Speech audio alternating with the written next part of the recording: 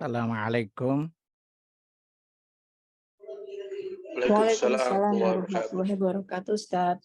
Apa kabar semuanya? Alhamdulillah, bikhair, Ustaz. Ustaz sehat Baik. ya, Ustaz? Alhamdulillah. Kita mulai aja ya. Tafadhol, Ustaz.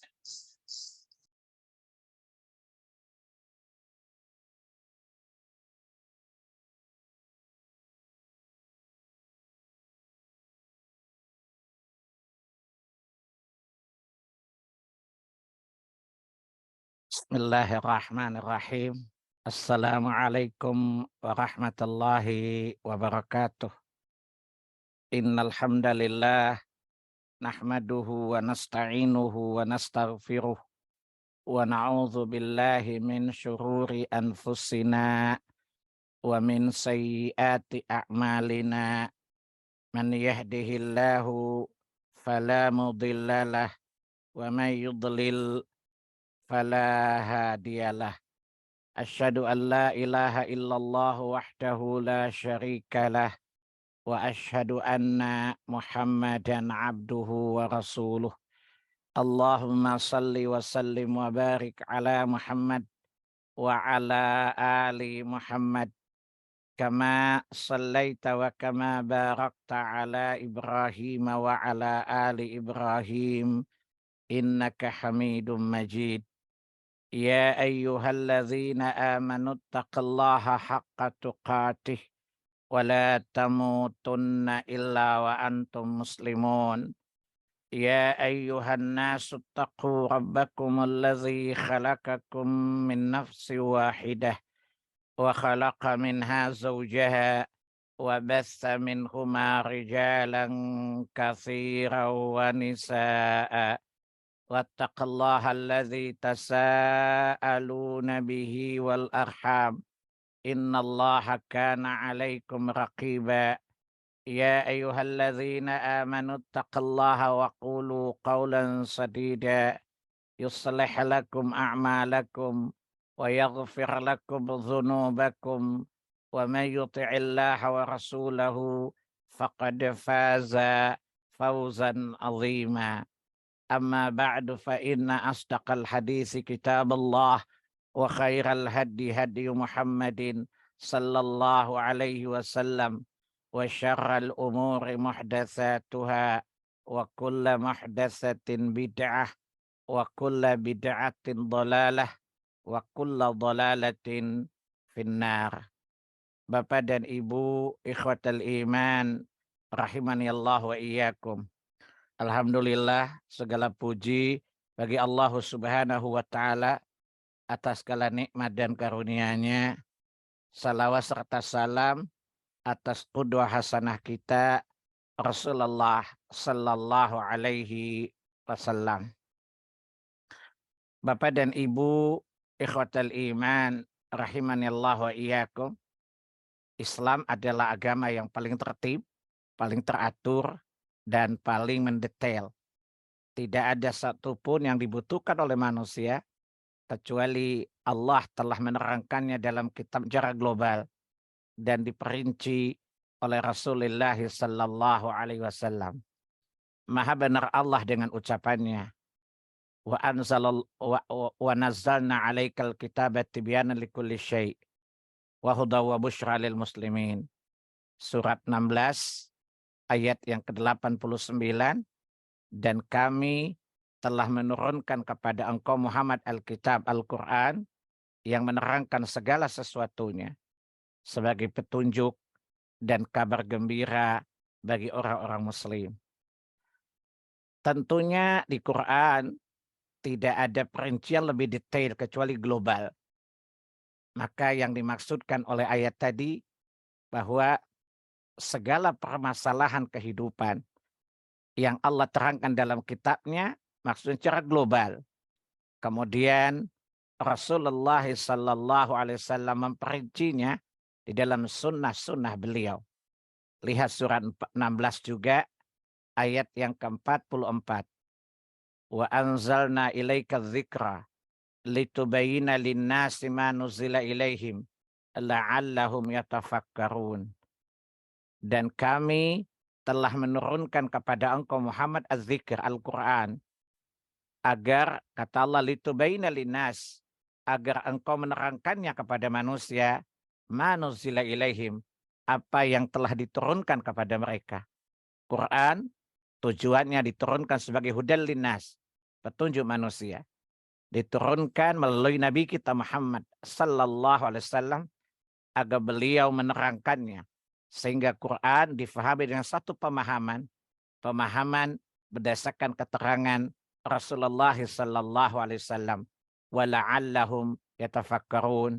Ya kata Allah Subhanahu wa taala, agar mereka dapat memikirkannya, agar mereka dapat memahaminya, memahami makna-maknanya, dapat memikirkan hukum-hukumnya, dan dapat mengaplikasikannya.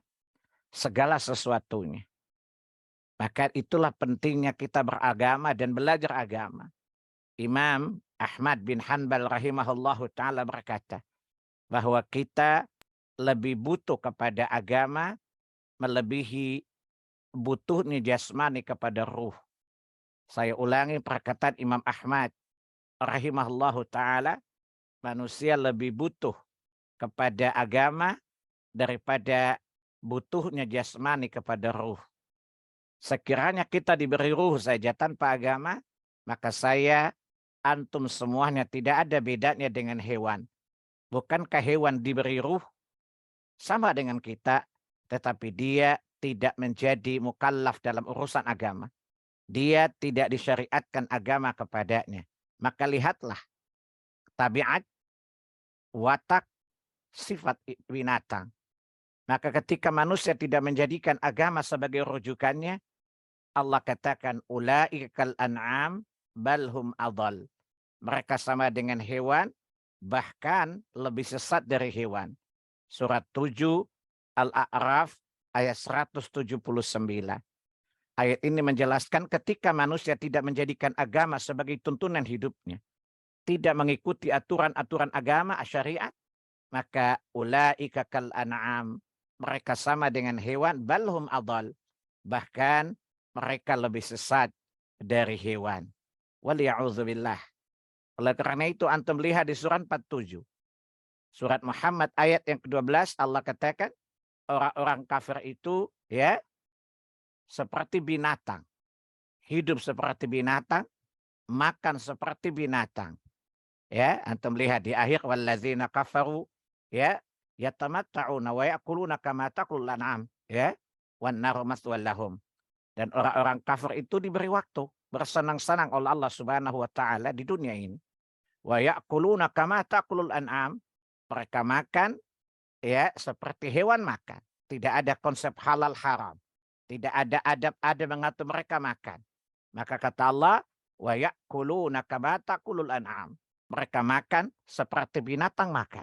Kenapa? Karena mereka tidak beragama dengan agama Allah Subhanahu wa taala, maka hidup mereka sama dengan binatang. Maka menjadi muslim harus memahami agamanya.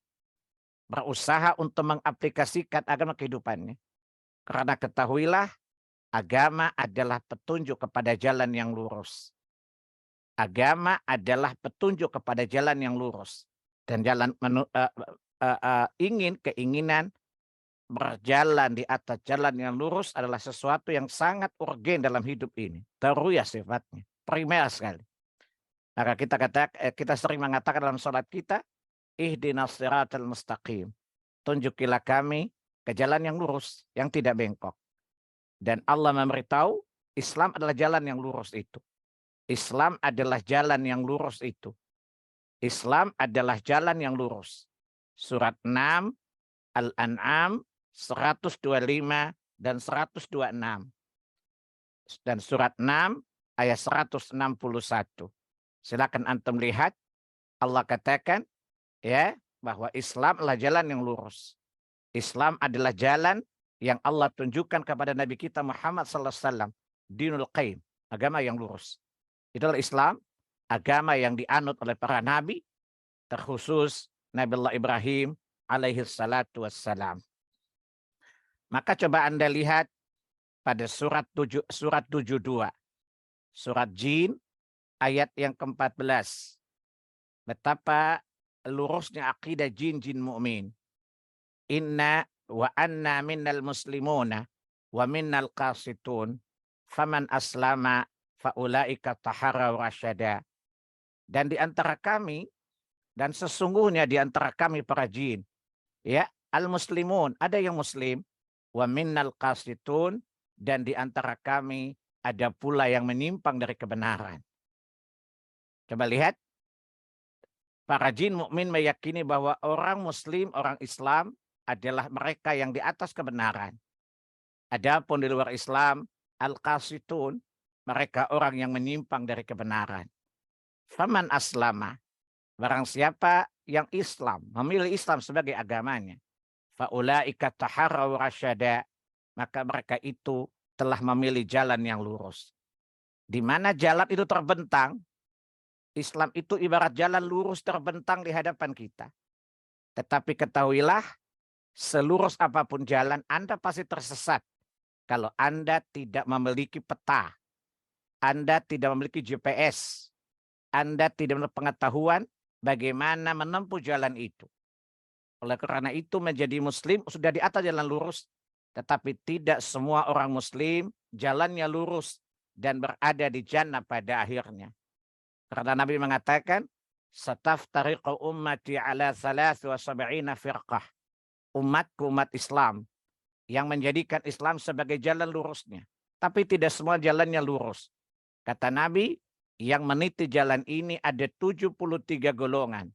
Sintani wa sab'ina finnari wa wahida fil jannah. 72 akan berhenti langkahnya di neraka. Dan hanya satu yang langkahnya berhenti di jannahnya Allah tabaraka wa ta'ala. Al-jamaah, yaitu al-jamaah. Qila, Nabi ditanya, apa itu jamaah ya Rasulullah? Nabi menjawab, al-jamaah, hiya, jamaah itu adalah maka ana alaihi al-yawma wa ashabi. Yaitu manhaj, metode, cara, ilmu beragama yang aku dan para sahabatku berada di atasnya. Tetapi ketahuilah, ilmu saja tidak cukup. Ilmu itu mesti diamalkan. Saya memberi ilustrasi, orang punya mata, melihat jalan, tapi tidak punya kaki. Mungkinkah dia sampai di tujuan? Tentu tidak. Ilmu itu ibarat mata bagi tubuh, dan amal itu ibarat kaki bagi tubuh. Keduanya yang mengantarkan kita kepada tujuan. Kaki melangkah, dituntun oleh mata, ya, matanya lurus, matanya benar dalam penglihatan, ilmu yang benar, abasirah. Karena Islam, ya saya ulangi, karena Islam dibangun di atas basirah, di atas ilmu. Maka Islam agama yang ilmiah. Ya, coba lihat di surat yang ke-12, surah Yusuf, ayat yang ke-108. Qul hadhihi sabili, katakanlah Muhammad, inilah jalanku. Inilah agamaku. Ad'u ilallah. Ya. Ala basiratin ana wa man ittaba'ani. Aku dan orang-orang yang bersamaku. Orang-orang yang mengikutiku, ya, apa kata Allah? Ya, mengajak kalian kepada Allah dengan ilmu, basirah, dengan ilmu, dengan yakin. Ya. Oleh karena itu, beragama tanpa mata, tanpa basirah, tanpa ilmu, ya, yang yakin, ilmu yang benar, maka perjalanan itu pasti akan menyimpang. Sebaliknya, memiliki ilmu yang benar, tapi kalau tidak mengamalkannya, ibarat orang yang lumpuh, tidak bisa berjalan, maka dia tidak akan sampai di tujuan. Maka inilah dikatakan Allah tabaraka wa ta'ala di Quran, surah 2 Al-Baqarah, ayat 208, ya ayyuhalladzina amanu dukhulu fis-silmi kafah. Wahai orang-orang yang beriman, masuklah kalian ke dalam Islam secara menyeluruh. Masuk dengan ilmu, masuk dengan amal. Masuk dengan ilmu, menempuh perjalanan dengan amal. Maka itulah makna kafah yang pertama. Yang kedua, makna kafah yang kedua, seluruh agama itu tidak boleh Anda pilah-pilah. Ini yang enak, ini tidak enak. Tidak.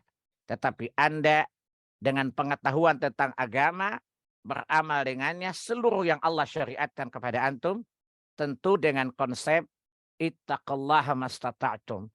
Kita berusaha bertunggu-sungguh dalam bertakwa kepada Allah, dalam menjalankan agama ini, seperti dikatakan Allah di surat 3 Ali Imran ayat 102, ya ayyuhalladzina amanu taqullaha haqqa tuqatih wa la tamutunna illa wa antum muslimun. Wahai orang-orang beriman, bertakwalah kalian kepada Allah dengan sebenar-benarnya takwa. Wa la tamutunna illa wa antum muslimun. Dan janganlah kalian mati kecuali dalam keadaan status sebagai seorang muslim. Tetapi tidak semua orang punya kemampuan untuk menjalankan takwa dengan volume yang sama, dengan kadar yang sama. Oleh karena itu Allah memberikan keringanan ya di Quran surat 64 ayat yang ke-16 surat At-Taghabun. Fattaqullaha mastata'tum. Bertakwalah kalian kepada Allah sesuai kemampuan dan kesanggupan kalian. Karena ketahuilah syariat itu mudah. Syariat itu tidaklah sulit. Yang sulit adalah hawa nafsu kita. Ketahuilah Allah tidak mungkin menurunkan syariat itu mempersulit kita. Tidak. Allah katakan di Quran surah 2 Al-Baqarah. Surah 2 Al-Baqarah 185. Yuridullahu bikumul yusra wala yuridu bikumul usra. Allah senantiasa menginginkan kemudahan untuk kalian.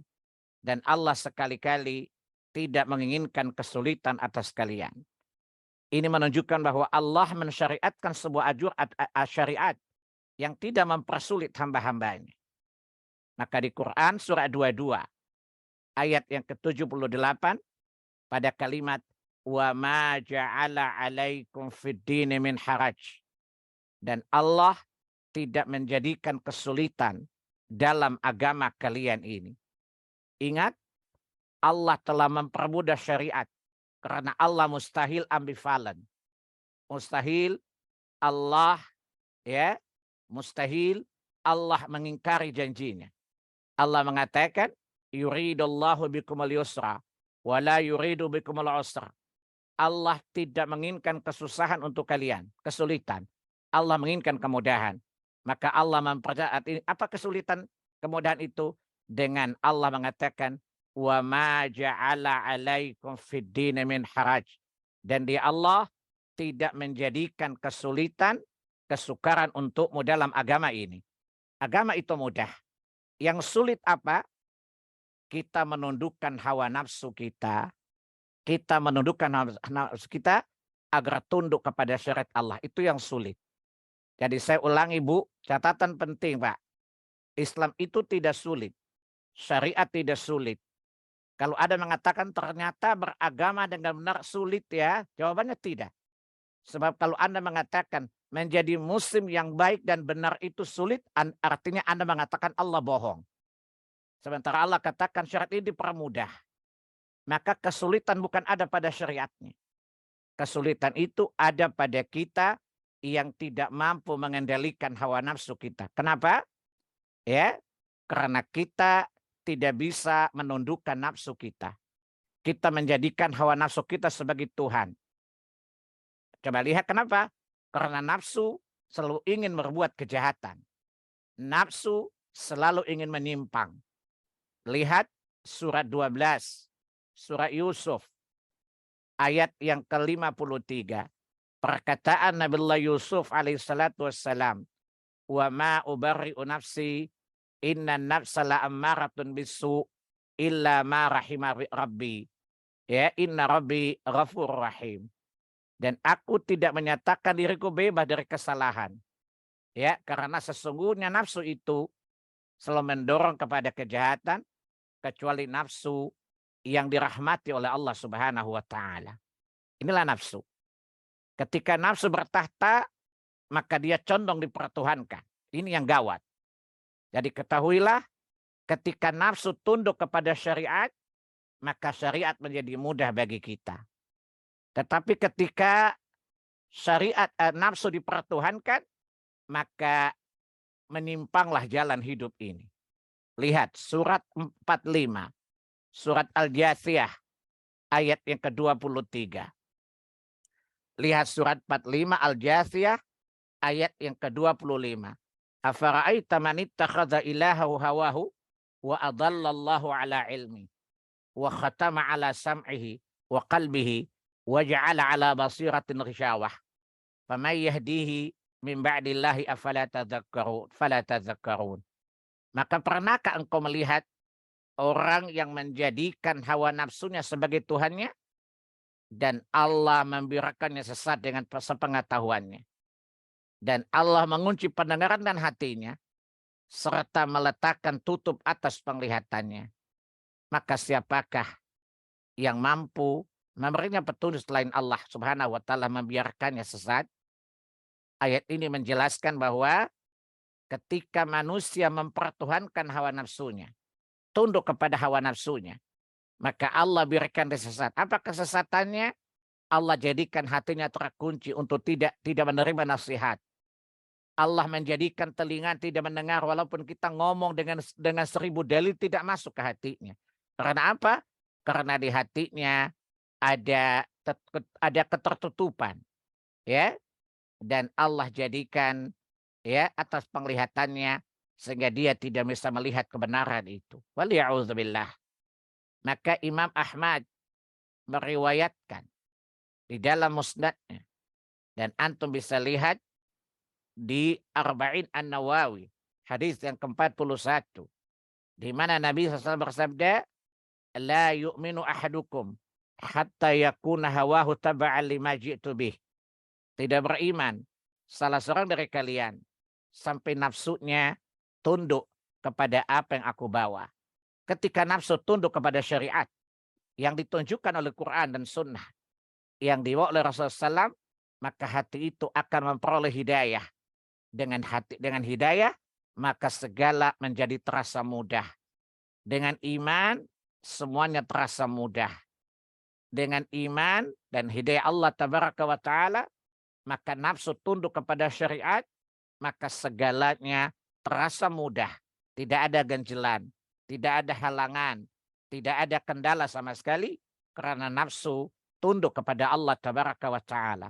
Nafsu tunduk, ya, menghambakan diri kepada Allah Subhanahu wa Ta'ala, tunduk kepada syariat yang dibawa oleh Rasulullah Sallallahu Alaihi Wasallam.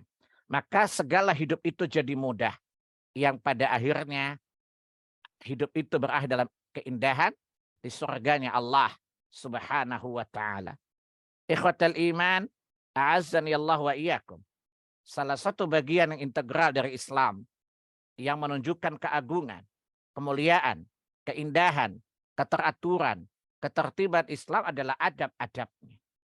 Dan salah satu adab yang diajarkan syariat yang perlu dipegang teguh setiap muslim adalah adab dalam berpakaian. Dan kemarin pada bulan lalu saya menjelaskan pembukaannya atau prolog pertamanya. Dan silahkan ada berpakaian. Yang pertama, pakaian itu wajib menutupi aurat. Ikhwatal iman, a'azzani Allah wa iyyakum. Fungsi pakaian, ya saya ulangi, pakaian itu ada dua. Pakaian jasadiyah, pakaian zahir, dan kedua adalah pakaian batin.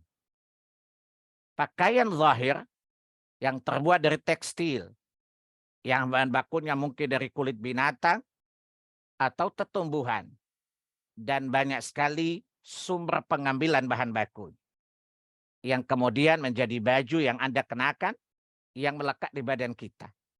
Itulah baju zahir yang fungsinya ada dua kata Allah.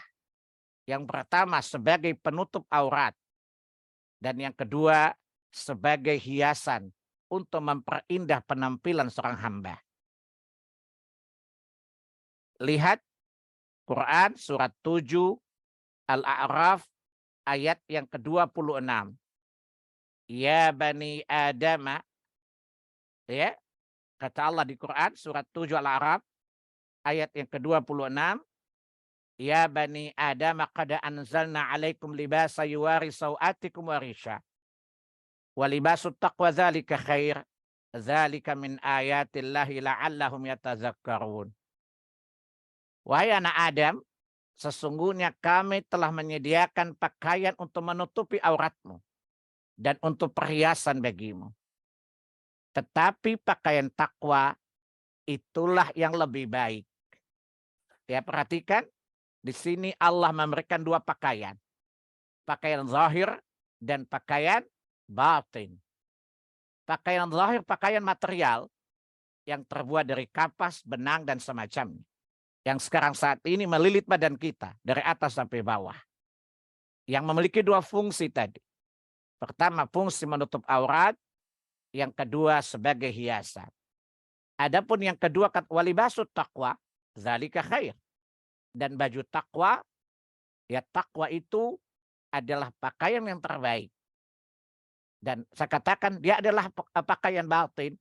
Karena kata Nabi, at-taqwa hahuna, at-taqwa hahuna, at-taqwa hahuna. Hadits At-Tirmizi. Sambil menuju dada beliau. Takwa itu di sini, takwa itu di sini, takwa itu di sini. Karena takwa itu di hati. Lihat surat 22, surat Al-Hajj, ayat yang ke-32. Zalik, demikianlah perintah Allah. Wa may yu'azzim sya'airallah fa innaha min taqwal qulub. Demikianlah perintah Allah. Barang siapa mengagungkan syiar-syiar Allah, memakai hijab, jilbab itu syiar-syiar Allah. Karena Allah perintahkan dalam syariatnya. Maka kata Allah, wa may yu'azzim sya'airallah.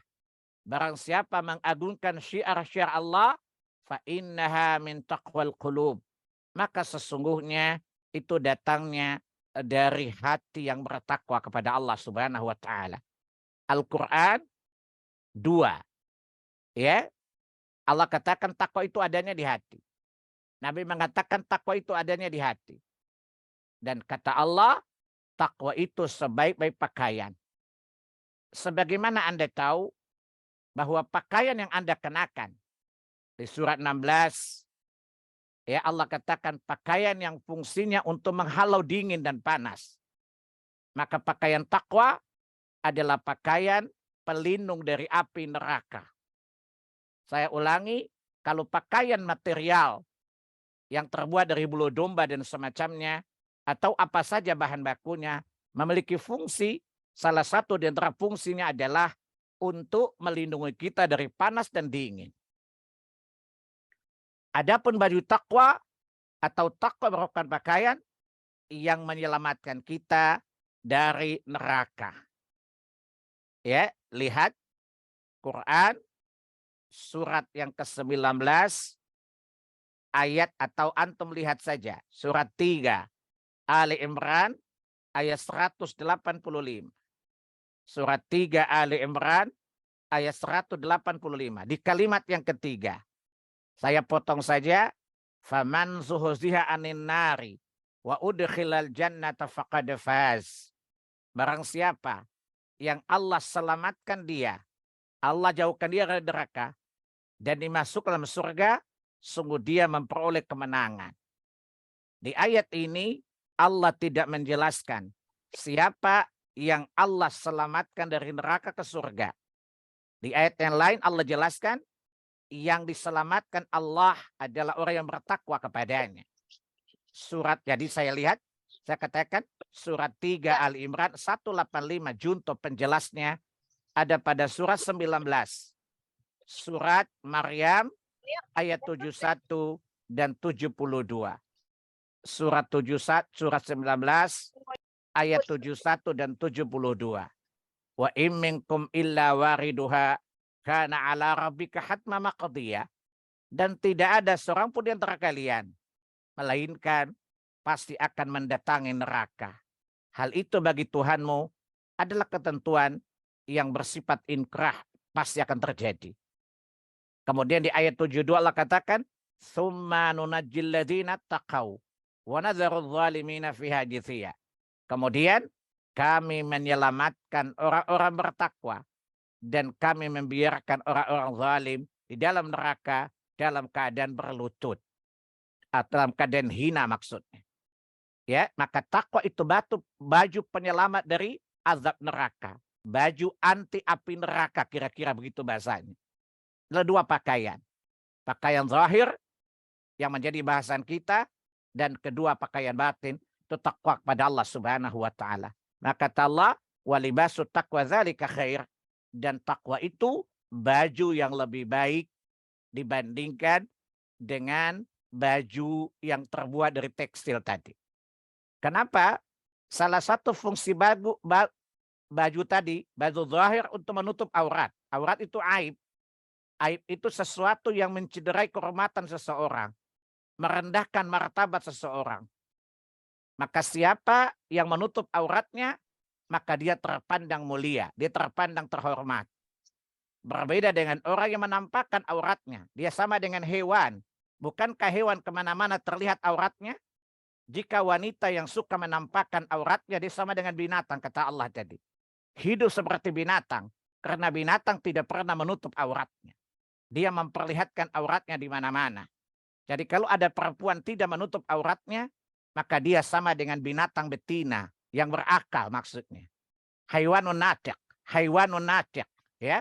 Binatang yang berakal, binatang yang berbicara itu manusia. Karena binatang tidak pernah menutup auratnya. Dia memperlihat auratnya, makanya binatang itu hina, kata Allah jadi.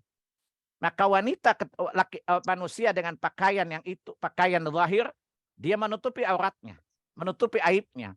Karena aurat itu aib yang terlihat menimbulkan rasa malu.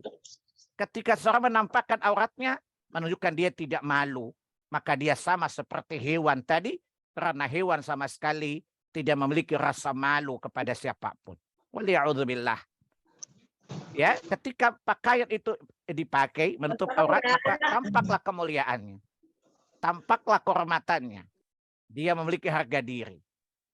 Begitu juga dengan pakaian yang bagus, ya, seperti yang biasa ibu-ibu kenakan.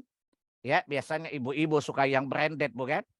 Ya, pakai Yves Laurent misalnya, Chanel, Versace, ya, atau Christian Dior, atau Dolce Gabbana dan semacamnya. Menandakan betapa gengsinya ibu kalau memakai pakaian yang super baik, yang berkualitas baik, atau bermerek terkenal misalnya. Menambah kehormatan ibu. Ya, apalagi ibu-ibu iguana, ibu gaul di mana-mana. Ya, ke sana sini ikut arisan dan penampilan selalu ditampakkan menunjukkan harga diri. Maka takwa pun demikian, lebih dari itu. Di mana kata Allah, inna akramakum indallahi atqakum. Sesungguhnya yang paling bertakwa di antara kalian, yang paling bertakwa. Menunjukkan kata Allah, walibasut taqwa dzalika khair. Dan takwa itu pakaian yang lebih baik dari pakaian yang tadi.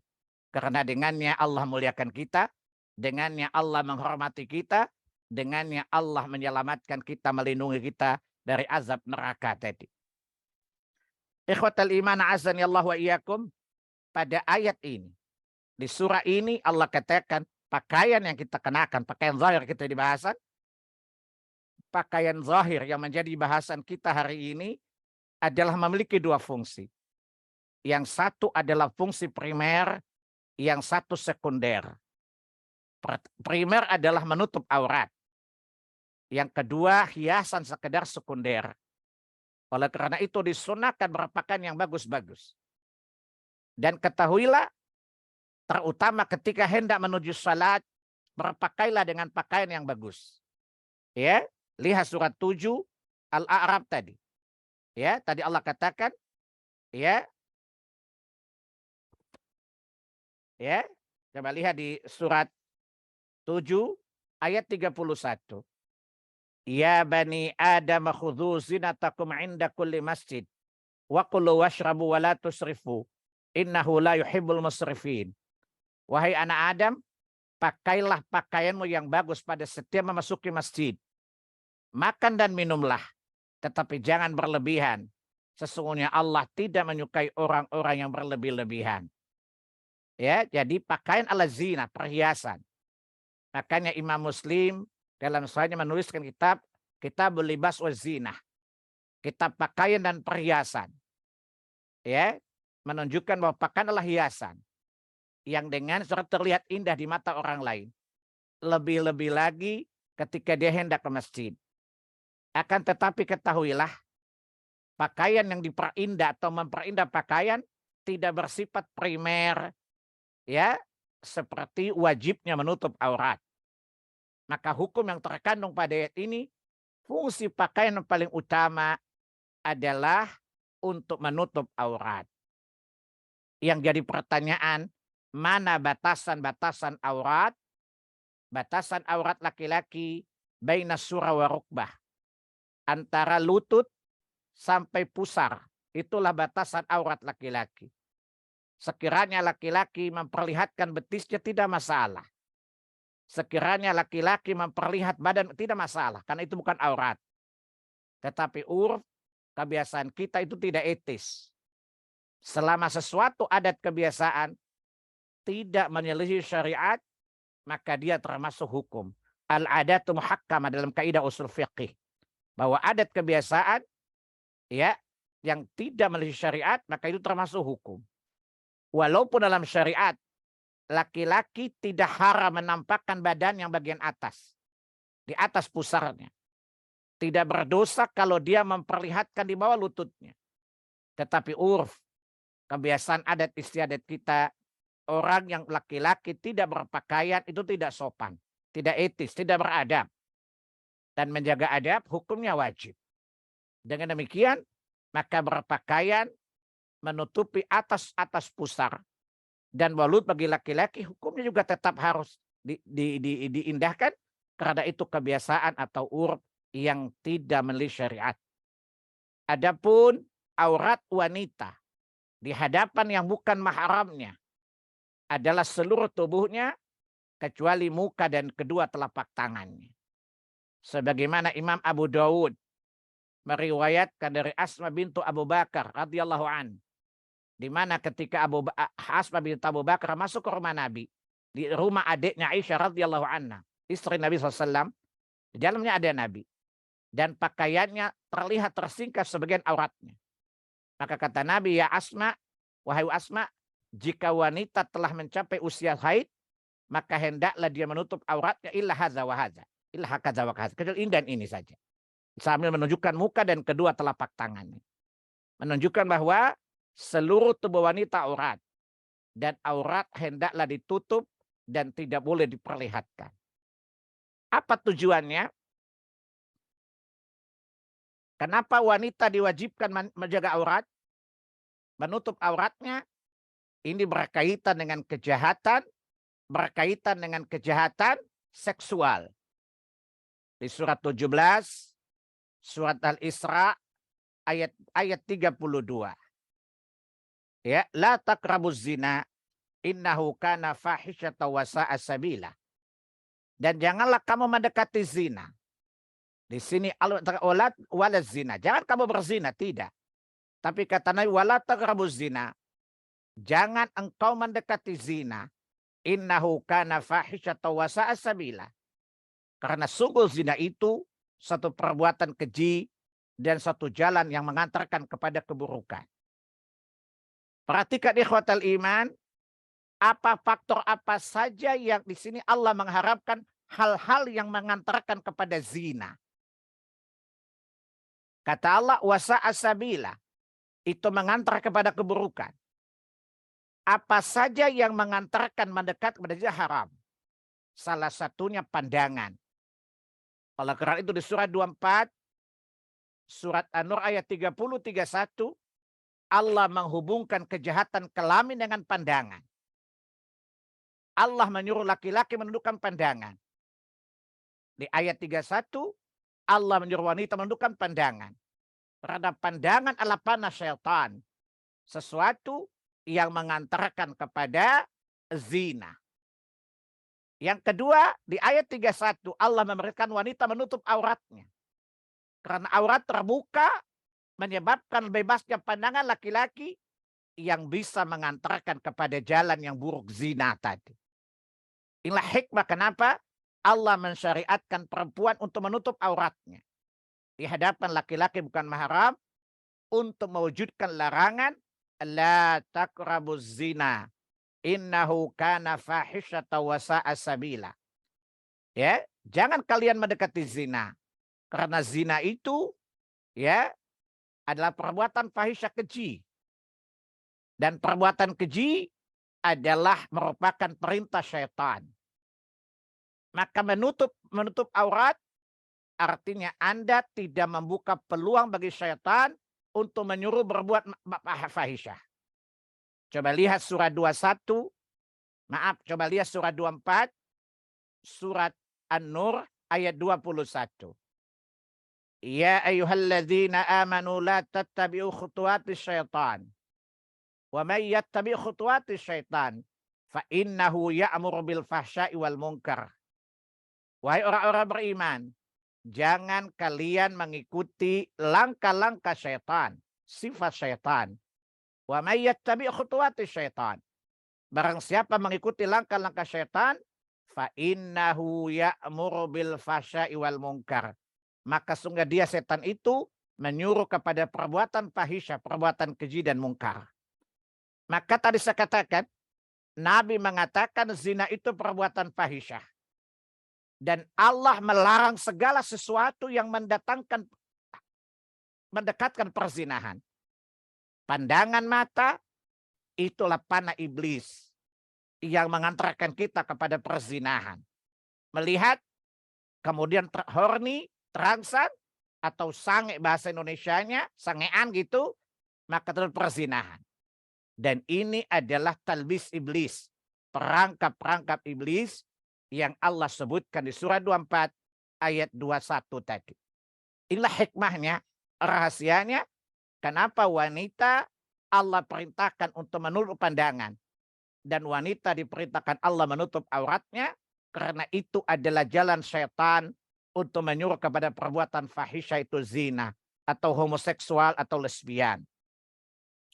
Perbuatan fahisyah tidak hanya zina saja, tetapi homoseksual juga termasuk perzinaan, termasuk fahisyah. Coba antum lihat di surat 7 ayat 80-81. Walutan idza qala liqaumihi atatuna al-fahisyah. Ya, dan ingatlah ketika Lut berkata kepada kaumnya, kenapa ya kalian melakukan perbuatan keji? Ya. Apa itu perbuatan keji? Lihat ayat 81. Innakum la ta'tuna rijala syahwatan min dunin nisa bal antum qaumun musrifun. Sungguh kamu mendatangi laki-laki untuk menyalurkan syahwatmu, homoseksual, ya, kepada sama laki-laki, bukan kepada perempuan. Atau perempuan dengan perempuan, bukan dengan laki-laki. Ya, homoseksual atau lesbian. Ya, atau dikatakan LGBT, penyakit yang masyarakat sekarang ini. Ya, itu perbuatan fahisyah. Ya, dan perbuatan fahisyah itu haram, diharamkan oleh syariat. Lihat surat 7 Al-A'raf ayat yang ke-33. Qul innama harrama rabbiyal fawahisha ma zahara minha wa ma batan. Katakanlah Muhammad, sesungguhnya Tuhanku hanya mengharamkan segala perbuatan yang keji.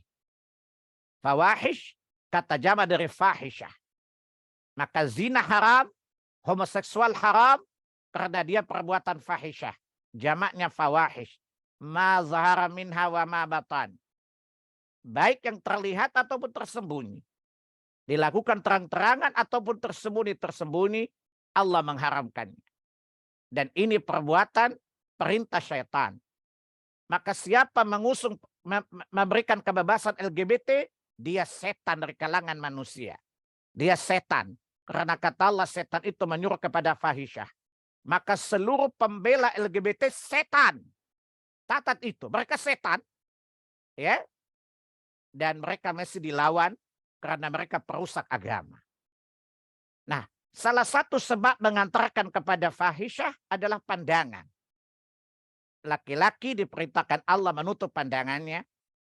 Wanita diperintahkan Allah menutup pandangannya dan sekaligus menutup auratnya. Dan dikatakan tadi, aurat wanita adalah seluruh tubuhnya kecuali muka dan telapak tangan. Ada seorang ahli tafsir, konon kabarnya ahli tafsir, tapi saya ragukan kemampuan tafsirnya.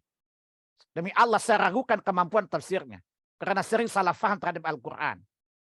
Dia mengatakan bahwa berjilbab hukumnya tidak wajib. Dan saya meragukan kemampuan ahli ke ilmu tafsirnya. Saya sangat meragukan sama sekali. Kenapa? Kalau dia mengatakan wanita tidak wajib menutup auratnya. Artinya tidak wajib menjaga kemaluannya dong.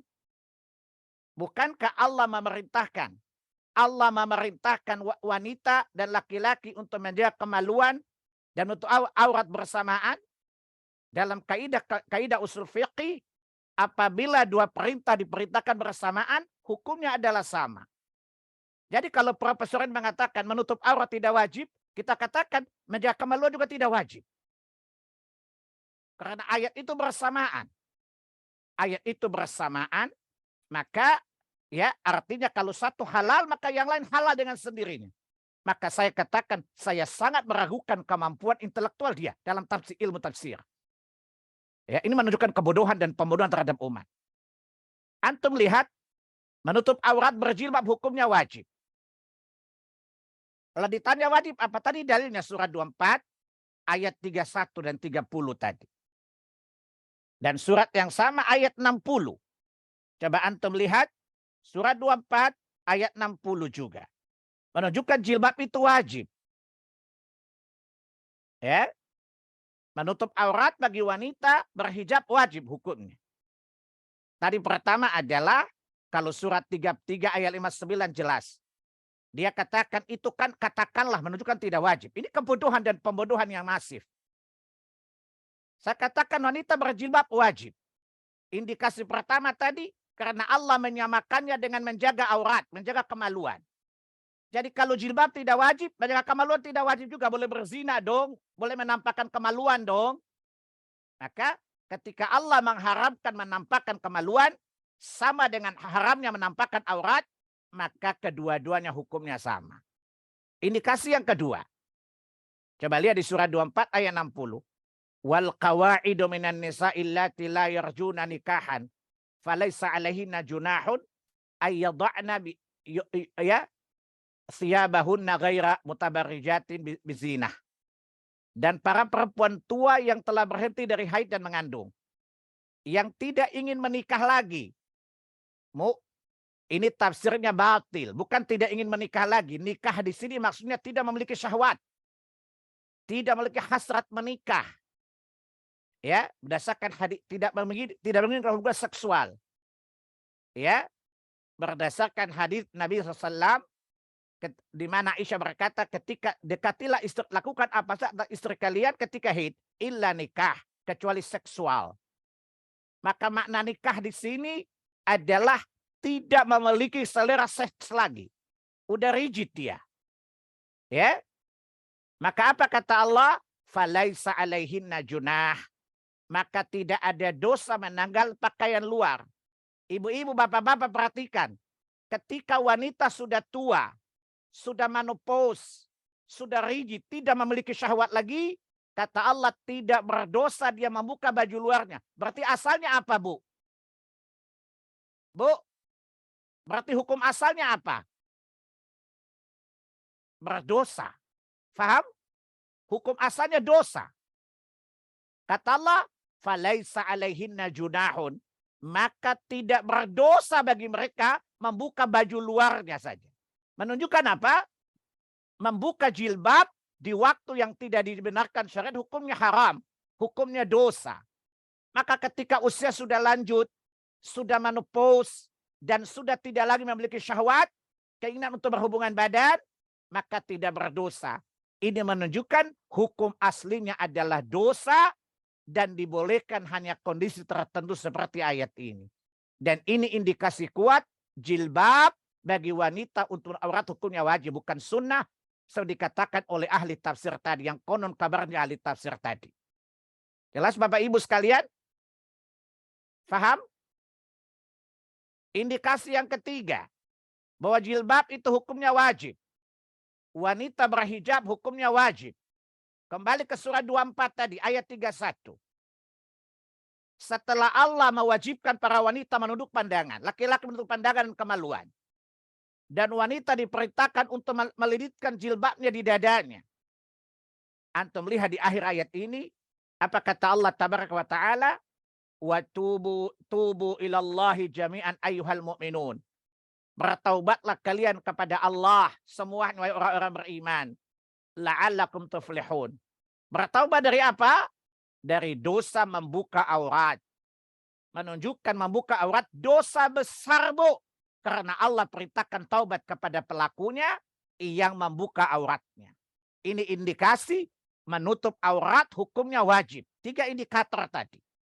Pertama, Allah memerintahkan menutup aurat bagi wanita berjilbab dengan larangan untuk perintah menjaga kemaluannya. Artinya kalau jilbab tidak wajib, kemaluan tidak wajib juga, logika hukumnya begitu. Tentu tidak seperti itu pemahaman hukum. Yang kedua, Allah membolehkan wanita-wanita yang sudah uzur, sudah tua, sudah menopause, yang tidak punya hasrat seksual, boleh membuka pakaian luarnya saja. Tetapi kerudungnya tetap digunakan, hanya jilbabnya saja. Abayanya di luar boleh dibuka, tetapi long dressnya, mihnaknya, dan kerudung tetap dikenakan. Tidak buka semuanya. Kata Allah tidak berdosa, menunjukkan hukum asalnya dosa kalau dilepaskan. Menunjukkan hukum asalnya berdosa kalau dilepaskan. Menunjukkan wanita yang tidak berhijab, hukumnya haram.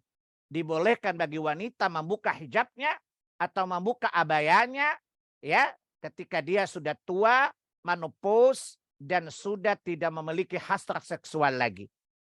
Ya, rigid umpamanya. Ya, tidak lagi terangsang ketika melihat laki-laki yang maco umpamanya.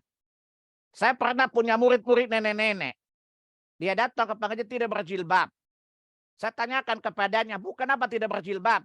Kata Profesor Anu, kalau sudah umur 60 tidak apa-apa. Saya katakan wallahi tidak ada satu dalil mengatakan nenek-nenek 60 tahun boleh buka jilbab. Itu dongeng kalau ada yang mengatakan begitu, omong kosong. Ya. Yang ada itu surat 24 ayat 60. Tidak diberi batasan. Lalu saya tanya sama nenek-nenek itu. Ibu kalau lihat laki-laki berondong maco terangsang enggak? Kata mereka terangsang, Ustadz. Ibu wajib pakai jilbab. Karena ibu masih punya nikah, keinginan berhubungan seks. Ya, yang boleh membuka jilbabnya nenek-nenek yang tidak terangsang kalau dirangsang sekalipun. Maka dia boleh buka jilbabnya. Adapun saya tanya sama nenek-nenek tadi, ibu-ibu ketika lihat berondong terangsang enggak, Bu? Saya bahkan tanya gini, ibu-ibu kalau nonton BF terangsang enggak? Masih terangsang, Ustadz, pakai jilbab. Karena ibu bukan termasuk orang yang tidak laisa nikah. Bukan termasuk orang yang tidak menginginkan seks. Ternyata ibu masih ingin, maka wajib bagi ibu untuk mengenakan jilbab. Apalagi di zaman sekarang banyak sekali anak-anak punya kelainan. Suka sama nenek-nenek. Di media sosial ada nenek-nenek suka berondong, berondong suka nenek-nenek. Maka menunjukkan apa? Wanita-wanita tetap berjilbab karena itu adalah menjaga keselamatan dari perintah syaitan untuk berfahisyah. Bukankah Anda lihat ada anak muda usia 18 tahun atau 20 tahun menikah dengan nenek 70 tahun? Ya, dan nenek pun respon berhubungan badan dengan anak muda. Ya, bahkan saya pernah membaca sebuah berita ada sebuah arisan sosialita menengah atas yang usia mereka 50 tahun ke atas yang arisannya berondong, Bu. Ya, nah, ini menunjukkan bahwa orang tua di zaman sekarang sudah usia 60 masih terangsang seksual, maka dia tidak mendapat udzur syar'i untuk boleh membuka hijabnya. Berdasarkan surat 24 ayat 60 tadi. Jadi wanita-wanita yang boleh mendapatkan udzur syar'i tidak berdosa membuka jilbabnya 3 syarat. Pertama, dia sudah tua dan menopause.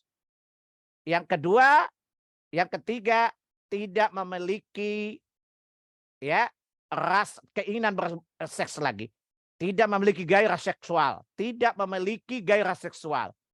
Ya, maka dia boleh atau tidak berdosa untuk membuka baju luarnya. Akan tetapi ayat mengatakan tentu menggunakannya lebih baik daripada membukanya.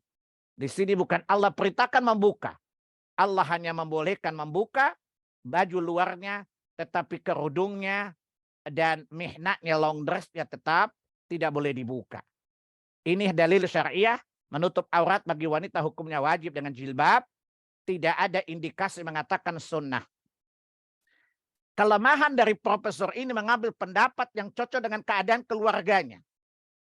Karena keluarganya tidak berhijab, maka dia mengambil pendapat tanpa merajikannya. Padahal dia kan ahli tafsir. Mestinya tahu dong mana pendapat yang paling kuat dari sisi dalilnya. Ini kelemahan dia sebagai ahli tafsir. Tidak bisa merajihkan. Tidak bisa mengambil pendapat yang paling kuat dalam analisa ilmiah. Itu menunjukkan kelemahan dia dalam ilmu tafsir. Ya, dia mengambil pendapat ulama yang cocok dengan hawa nafsunya. Padahal orang selevel dia mestinya mengambil pendapat yang kuat hujahnya, alasan syariahnya. Tetapi ternyata dia mengambil pendapat bukan karena hujahnya kuat, tetapi pendapat yang cocok dengan kondisi dia dan jamaahnya dan keluarganya. Wali'udzubillah. Dan ini tentu sangat memprihatinkan karena menyesatkan banyak orang awam. Ya, orang-orang awam mengikuti hawa nafsunya, tentu mengambil pendapat dia ya untuk membebaskan dirinya dari kewajiban syariat. Jelas, Bu? Bapak? Jadi menutup aurat hukumnya wajib. Aurat laki-laki baina surah wa rukbah, antara pusat dan lutut. Jadi pusar ke bawah sampai batasan lutut. Lutut ke bawah bukan aurat bagi laki-laki. Pusar ke atas bukan aurat bagi laki-laki. Adapun aurat bagi wanita seluruh tubuhnya, kecuali muka dan telapak tangan. Kecuali muka dan telapak tangan. Makanya wanita-wanita ketika ihram tidak dibenarkan untuk memakai niqab atau cadar. Dia membuka cadarnya ketika sedang ihram haji atau umrah. Menunjukkan wajah wanita bukan aurat. Ya, oleh karena itu memakai niqab hukumnya sunnah. Tidak wajib. Wallahu a'lam. Ya, kemudian paha laki-laki aurat. Ya, paha laki-laki adalah aurat. Banyak sekali dari menunjukkan itu.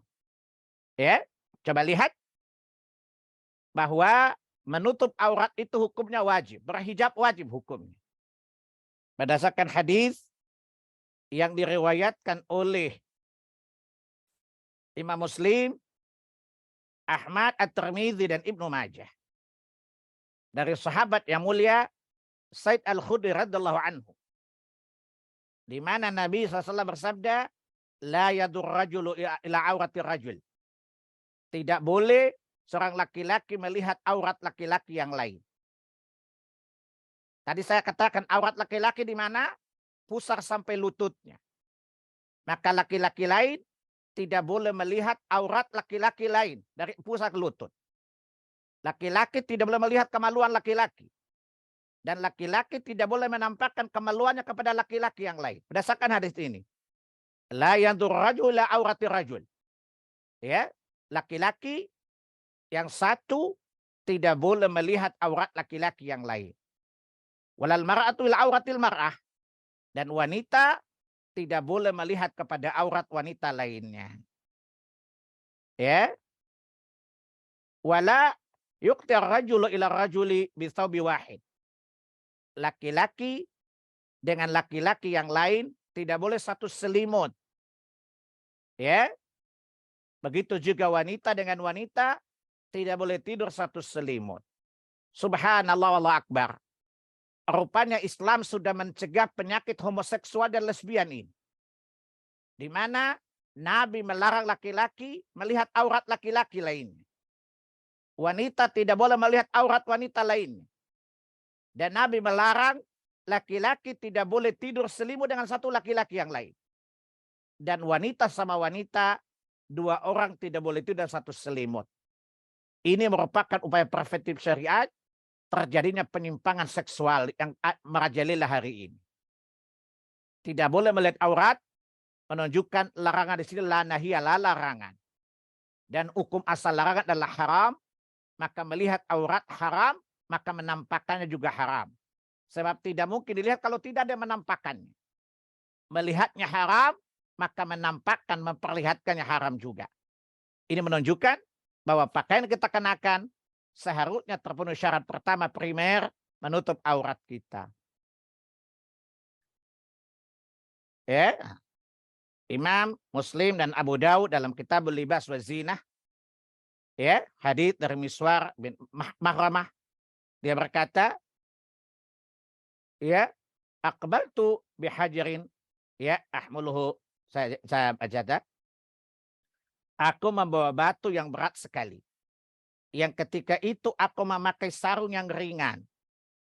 Maka sarungku terlepas. Dan aku tetap membawa batu. Ya, aku tidak meletakkan batu itu karena berat sekali. Sehingga aku ingin cepat sampai di tujuan. Jadi aku jalan dalam keadaan telanjang.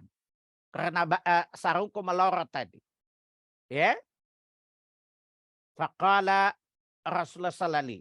Maka Nabi berkata kepadaku, irji' ila saubika fakhudhuhu wala tamsuha, ya, uratan. Ya, uratun.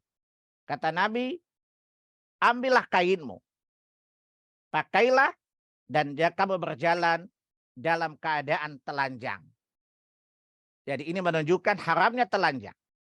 Ya, Nabi memerintahkan sahabat ini yang dia terpaksa jalan telanjang karena sarungnya melorot. Ya, terlepas dari ikatannya, di atas pundaknya ada beban yang berat yang dia sayang untuk melepaskannya.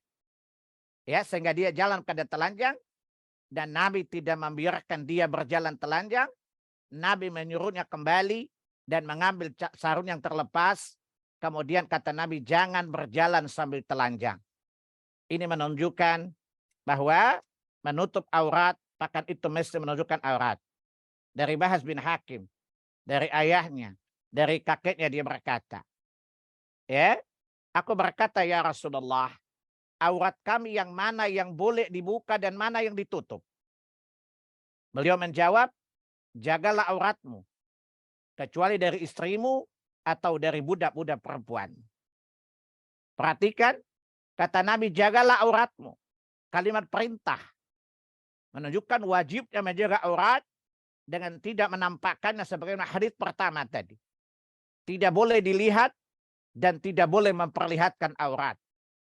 Kecuali kepada istrimu atau budak-budak wanita. Karena bagi suami istri tidak ada aurat kalau keduanya bersama.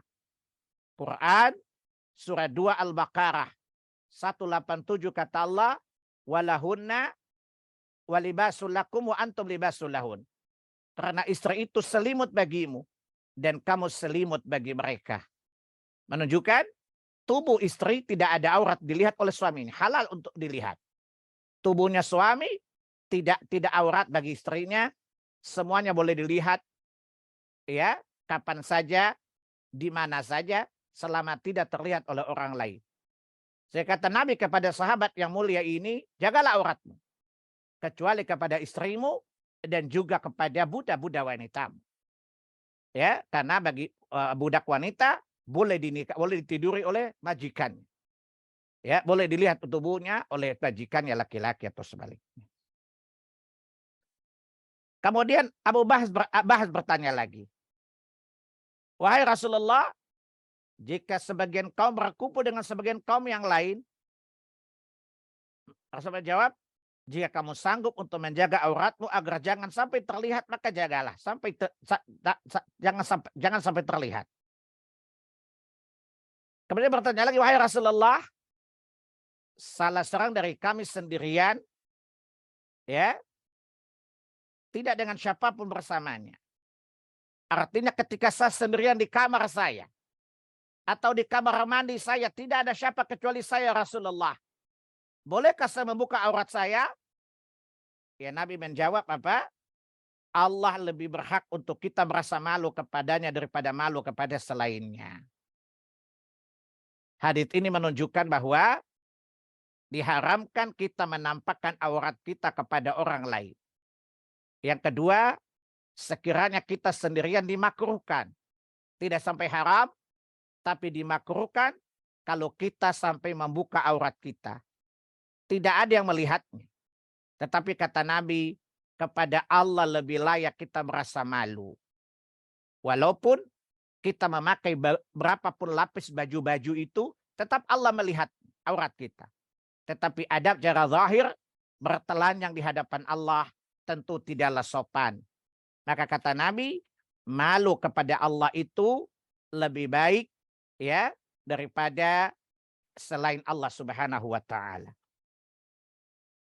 Catatan penting dari hal ini, termasuk membuka aurat adalah pakaian yang ketat. Terutama kaum wanita tidak boleh memakai pakaian yang ketat. Ya, Nabi mengatakan sinfani min ahlin nar. Ada 2 golongan penghuni neraka. La arahuma ba'da. Aku tidak pernah melihat mereka sebelumnya. Ya. Salah satunya siapa? Ya, wanisa'u kasiyatun ariyatun ma'ilatun mumilat. Ya. Yaitu wanita berpakaian tapi telanjang. Ya. Yang menggoda hati orang melihatnya dan berjalan lenggak-lenggok.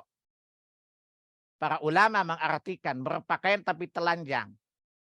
Makna pertama, berpakaian menutup sebagian auratnya terlihat. Makna yang pertama. Makna yang kedua, berpakaian menutupi seluruh tubuhnya tapi transparan. Sehingga terlihat tubuhnya dari luar dari balik bahan pakaian tadi. Kalau ibu-ibu kira-kira memakai brokat atau memakai bahan organdi yang transparan, ya tanpa puring misalnya, tentu terlihat tubuhnya. Itu makna kedua. Makna yang ketiga, berpakaian tapi telanjang maksudnya adalah berpakaian mungkin puring, bahkan full puring, tetapi ketat sehingga terlihat lekuk-lekuk tubuhnya. Kata Nabi, dia tidak mencium bau surga. Sesuatu yang diancam dengan tidak mencium bau surga itu dosa. Dan termasuk kategori dosa besar karena pelakunya ya dinyatakan tidak masuk surga, menunjukkan itu dosa besar karena tidak ada yang menghalangi kita masuk surga, itu dosa-dosa besar. Ya, maka termasuk larangan ya. Ya. Saya ulangi ya. Pakaian yang ketat bagi laki-laki sehingga terlihat menonjol penisnya, maka itu termasuk berpakaian tapi telanjang juga. Maka bapak-bapak, ya, auratmu itu adalah pusar sampai lutut, maka pakaian celana pun tidak boleh ketat. Sebab kalau terlihat sesuatu menonjol di depan, maka itu pertanda Anda berpakaian tapi telanjang juga. Di sini ilatnya bukan perempuan atau laki. Ilatnya berpakaian tapi telanjang menampakkan auratnya. Dan ini hukumnya berlaku bagi laki-laki dan wanita. Siratnya menggambarkan wanita, tetapi ilatnya keharaman ini karena menampakkan auratnya. Maka laki-laki sekiranya memakai celana, celananya ketat. Memakai trainer spa ketika olahraga, lalu terlihat menonjol kemaluannya di depan, ini termasuk kategori berpakaian tapi telanjang. Dan ini hukumnya menampakkan aurat. Maka ini pun termasuk dosa yang dihabarkan oleh Nabi kita Muhammad sallallahu alaihi wasallam tadi. Ya. Ya. Saya kira bahasan kita hari ini sampai di sini saja dulu, 1 jam 5 menit saya kira cukup tentang hukum aurat dan wajib menutupnya dan fungsi pakaian menutupi aurat. Semoga bermanfaat untuk Anda dan saya dan kita semua. Ada pertanyaan silakan.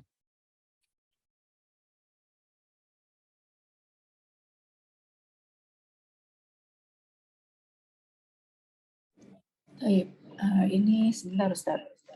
Baru ada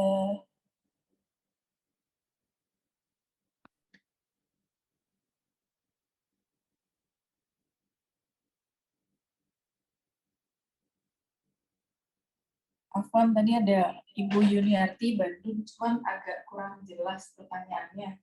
Mungkin sambil menunggu diperbaiki bisa buka pertanyaan di raise-nya. Ya, Pak Ustadz. Assalamualaikum warahmatullahi wabarakatuh, Pak Ustadz. Waalaikumsalam warahmatullahi wabarakatuh. Silakan, Bu.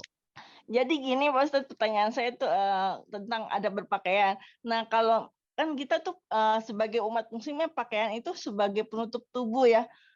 Yang saya lihat kalau misalnya bukan hanya sholat saja, Pak Ustadz. Jadi kalau untuk kaum ahwat yang saya perhatikan kalau kondangan atau saya di luar sana gitu, saya perhatikan itu kebanyakan orang memakai baju muslim, tetapi memakai seperti menyerupai laki-laki Pak Ustadz. Jadi kadang-kadang saya pernah menemukan di kendaraan itu pakaiannya menutup tubuh tapi menyerupai. Jadi pakaiannya ketat gitu Pak Ustadz. Jadi Baik, auratnya terlihat itu Pak Ustadz. baik, Jadi kita bungkuk gitu ya, itu auratnya terlihat itu Pak baik. Ustadz. Itu bagaimana Pak Ustadz kalau seperti itu jejak? Ya, sering kita salah paham. Pakaiannya itu pakaian Islami. Kita katakan satu pakaian disebut Islam manakala terpenuhi standar Islam. Misalnya dia pakai jilbab, tetapi pakaian yang dia kenakan jeans ketat. Kemudian blusnya di atas itu apa namanya? Kaos. Ini ciri khas laki-laki. Dan akan kita bahas bulan depan, Nabi mengharamkan laki-laki menyerupai wanita berpakaian atau sebaliknya. Maka ini bukan pakaian Islami namanya. Saya ulangi, namanya pakaian Islami itu pakaian yang memenuhi standar Islam. Pakaian yang tidak menyalahi ketentuan syariat Islam. Itu pakaian Islami namanya. Laki-laki maupun wanita. Satu jenis pakaian yang melanggar ketentuan syariat, walaupun dinamakan pakaian Islami, tidak Islami. Karena Islam punya standar, bukan apa yang diakui, apa disebutkan orang. Termasuk ibu katakan tadi, wanita-wanita berpakaian, nanti akan saya bahas contoh-contohnya, realnya nanti sudah ditanyakan dulu. Bagaimana pakaian yang ciri khas laki-laki. Maka dia tidak boleh dikenakan wanita karena Allah melaknat mereka. Maka jika perempuan memakai jeans, memakai kaos sehingga terlihat seperti laki-laki, walaupun dia berjilbab, berkerudung di kepalanya. Ini bukan pakaian Islami.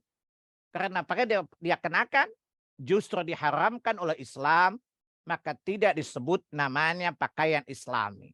Jelas Ibu?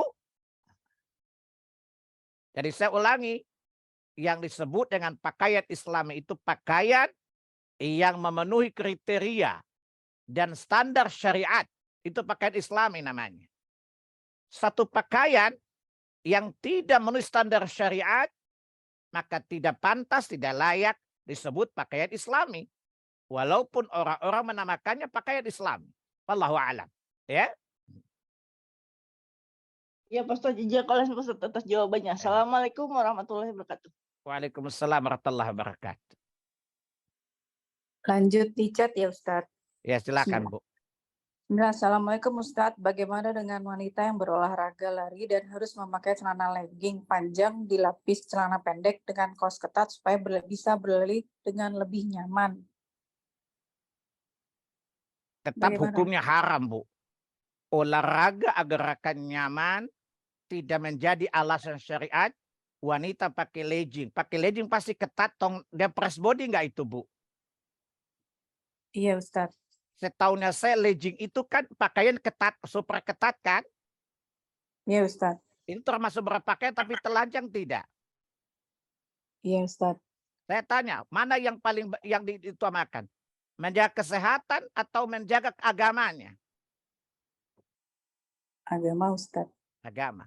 Maka silakan menjaga kesehatan dengan tidak melanggar rambu-rambu agama.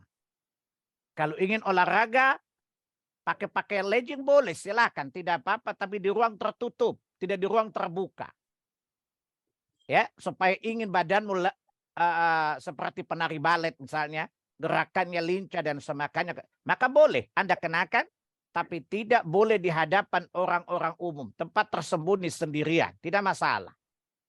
Tetapi kalau lari keliling komplek, di mana mata bapak-bapak di komplek jelalatan, maka tidak boleh. Karena hari ini tidak kita bakal orang-orang saleh di komplek-komplek tidak banyak, sedikit saja.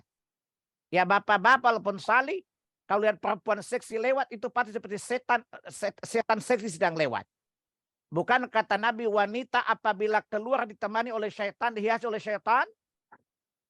Ibu-ibu berhijab syar'i saja dihiasi syaitan. Apalagi pakai legging Bu, Masya Allah. Apa kata setan? Lu gua banget gitu loh, lanjutkan bersama kita bisa. Jelas Bu? Afwan Ustadz, tapi ini kalau dilihat dari sini pertanyaan, dilapisi dengan celana pendek atau rok itu di luar legging itu boleh nggak Ustadz? Pertanyaannya kan celana itu menyerupai laki-laki nggak itu? Oh iya, iya Ustaz. Ya, menyerupai laki-laki kan? Iya Ustaz. Toh masih terlihat bokongnya kan Bu? Maaf saya gunakan bahasa vulgar aja. Terlihat bokongnya tidak Bu? Tertutup itu sih Ustaz, tertutup rok atau celana pendek itu sih Ustaz. Ya tapi tetap terlihat bokongnya bukan? Iya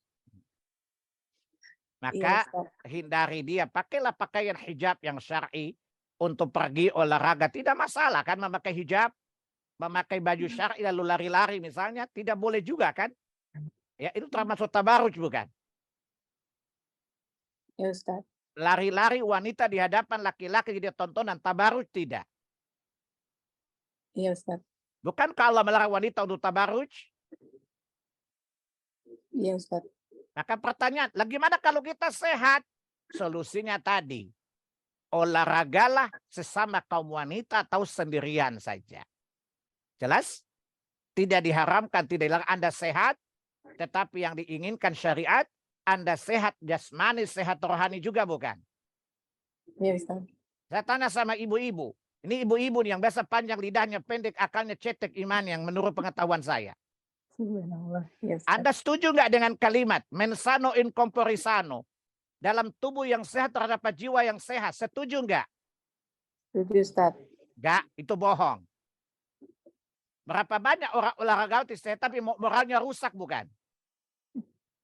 Itu salah.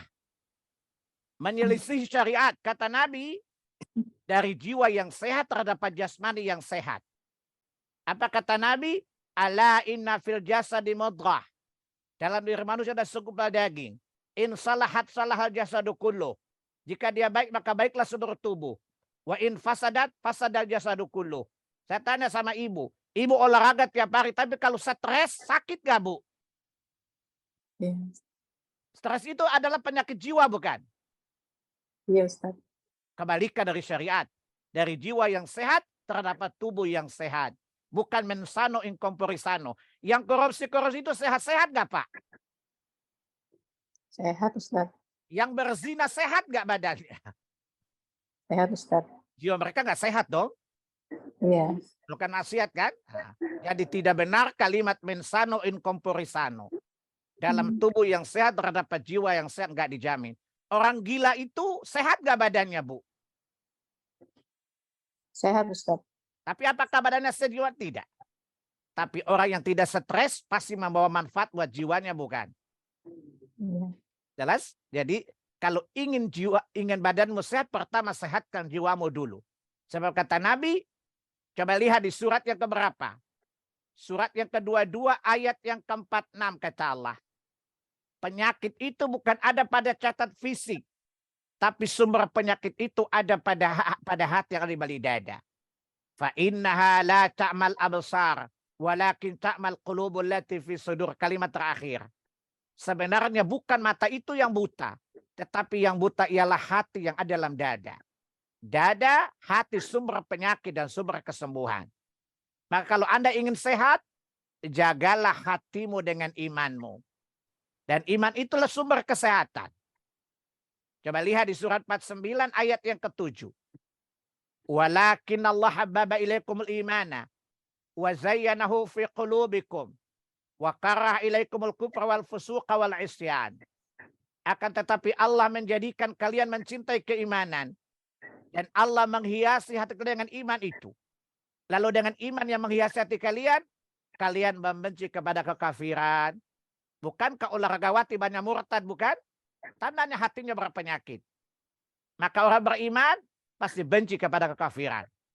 Wa karah ilaikumul fusuqa, kalian benci kepada segala perbuatan kefasikan. Ya, wa karah ilaikumul isyan, dan kalian pasti akan membenci perbuatan maksiat. Itulah hati. Hati yang sehat, maka jasmaninya akan sehat, kemaluan tidak bermaksiat, mulut tidak bermaksiat, tangan tidak bermaksiat, dan semuanya.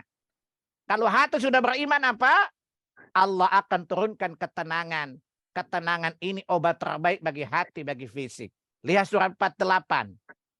Surat 48 ayat yang keempat.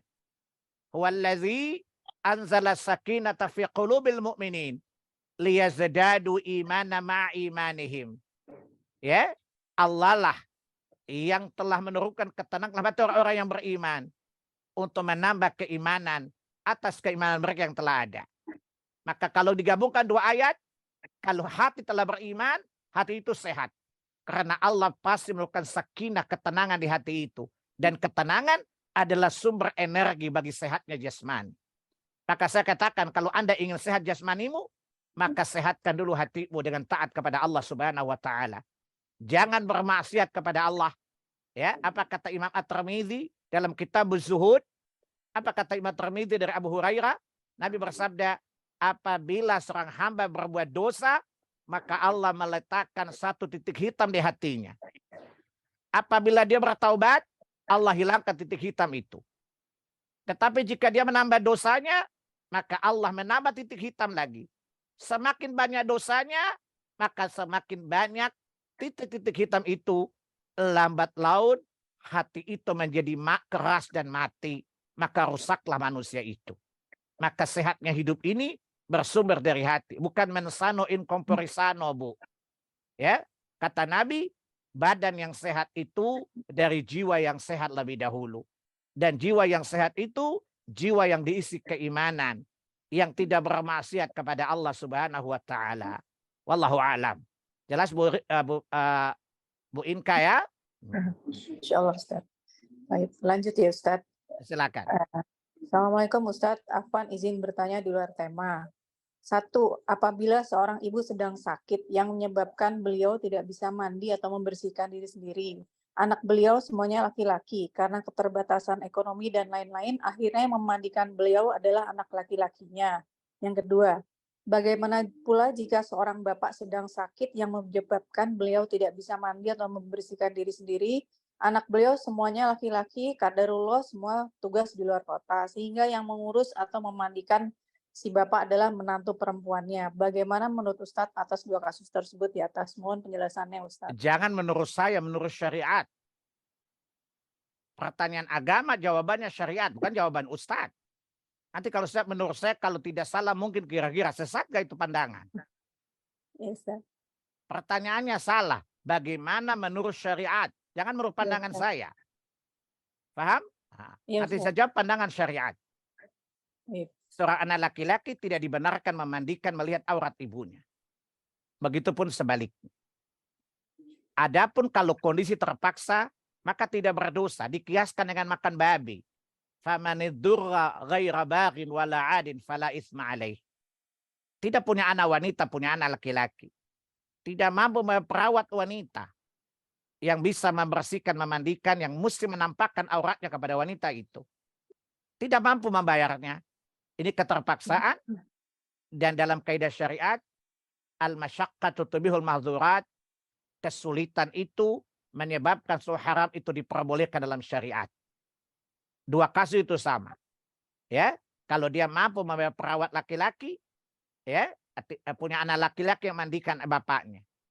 Tapi kalau tidak ada, tidak bisa bayar perawat laki-laki, atau tidak laki-laki, cucu laki-laki misalnya, ya, maka tidak mengapa kalau menantu terpaksa memandikannya, karena pada dasarnya anak menantu boleh menampakkan sebagian kepalanya, lehernya di hadapan bapaknya.